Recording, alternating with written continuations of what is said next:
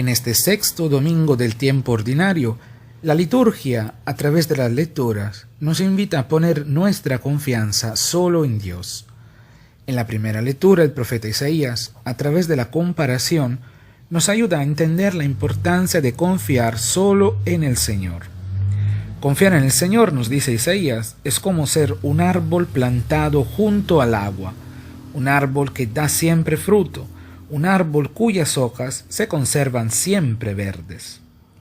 Quien confía en el Señor es definido por Isaías como bendito. Sí, confiar en el Señor y solo en Él es una verdadera bendición. Pero quien prefiere confiar en sí mismo, desligándose de Dios, creyendo que todo lo que tiene es fruto de su trabajo y viviendo como si Dios no existiera, es definido por Isaías como maldito.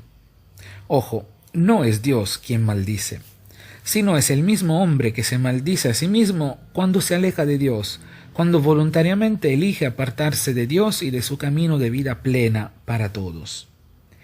Isaías nos dice que confiar en el hombre y no en el Señor es ser como un cardo en el desierto, que habita en la aridez, en una tierra inhóspita y hostil, y no disfruta del agua cuando llueve.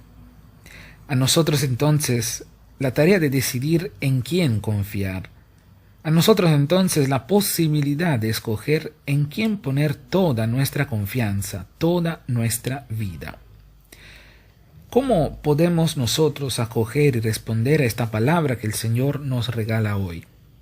Yo diría que podríamos responder como respondió en su momento el pueblo de Israel, a través del salmista. El salmo de este domingo, de hecho, nos ayuda a profundizar este tema de la confianza. Porque también el salmo nos pone delante una opción, una decisión. Seguir al Señor y sus preceptos, sabiendo que la ley del Señor es perfecta y ayuda al hombre a vivir bien y mejor, o seguir los consejos de los impíos. El salmista, y nosotros hoy con él, nos recuerda que el Señor protege el camino de los justos, pero el camino de los impíos acaba mal. De alguna forma, de confianza nos habla también la segunda lectura.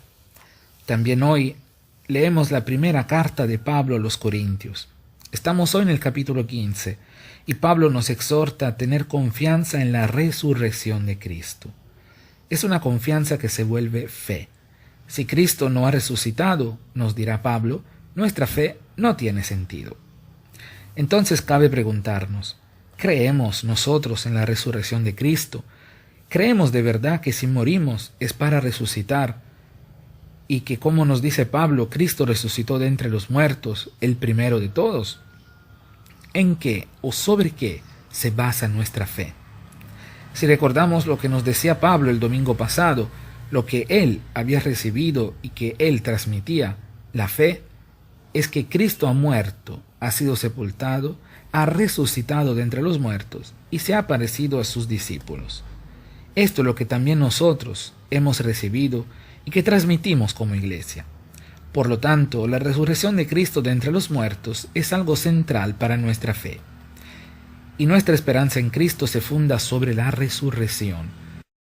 Él ha ganado a la muerte, y también nosotros ganaremos a la muerte, porque Dios es el Dios de la vida, el Dios de los vivos. El Evangelio nos muestra el camino de las bienaventuranzas, como el camino escogido por Jesús para sus discípulos. Estamos en el sexto capítulo de Lucas, y al comenzar este Evangelio de hoy, nos damos cuenta de algunos detalles.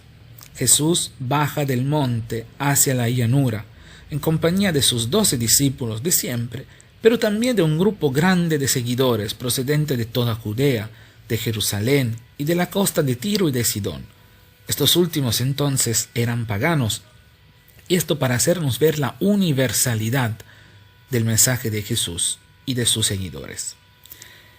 Es a todo aquel que lo sigue, sin importar su procedencia, a quien Jesús dirige la mirada y propone el camino de las bienaventuranzas, como el camino de la máxima confianza en Dios.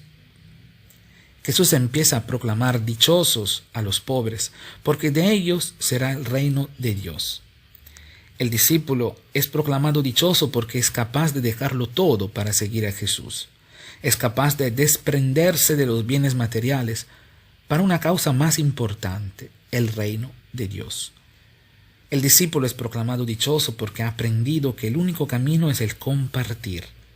El discípulo es proclamado dichoso porque no ha seguido la lógica de este mundo, según la cual es dichoso aquel que tiene algo, no importa cómo lo consiguió.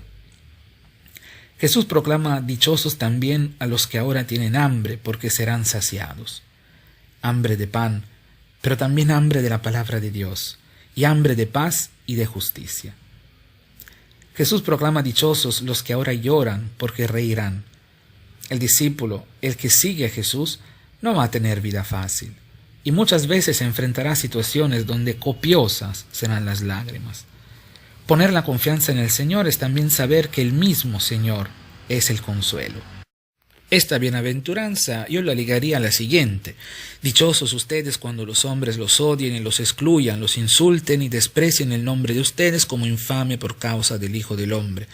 Alégrense ese día y salten de gozo, porque grande será su recompensa en el cielo. El camino de las bienaventuranzas que Jesús propone a sus discípulos de toda lengua, raza, procedencia y tiempo histórico es exactamente el camino opuesto a lo que la sociedad nos propone e impone. Los modelos, los valores que la sociedad transmite proclaman dichosos a los que tienen poder, autoridad, dinero, fama. Son ejemplos para las nuevas generaciones. Tenerlo todo y disfrutar de la vida. ¿Quién no quisiera esto? Pero tenerlo todo muchas veces nos vuelve insensibles e indiferentes frente a los pequeños o grandes dramas de la humanidad. Nos vuelve esclavos de la opinión de la gente, del miedo al perder lo que tenemos. Nos vuelve dependientes. Y Jesús nos quiere libres para también poder liberar a los demás. Seguir a Jesús para la sociedad puede parecer una locura, algo que no es lógico. Jesús propone el camino del compartir, mientras que la sociedad propone e impone el camino del todo es mío. Jesús propone el camino de la solidaridad, mientras que la sociedad propone e impone el camino de la indiferencia. Jesús propone el camino del nosotros, mientras que la sociedad propone e impone el camino del yo. Jesús nos propone el camino de la vida plena, en abundancia, de la vida eterna. La sociedad nos propone e impone el camino de la muerte.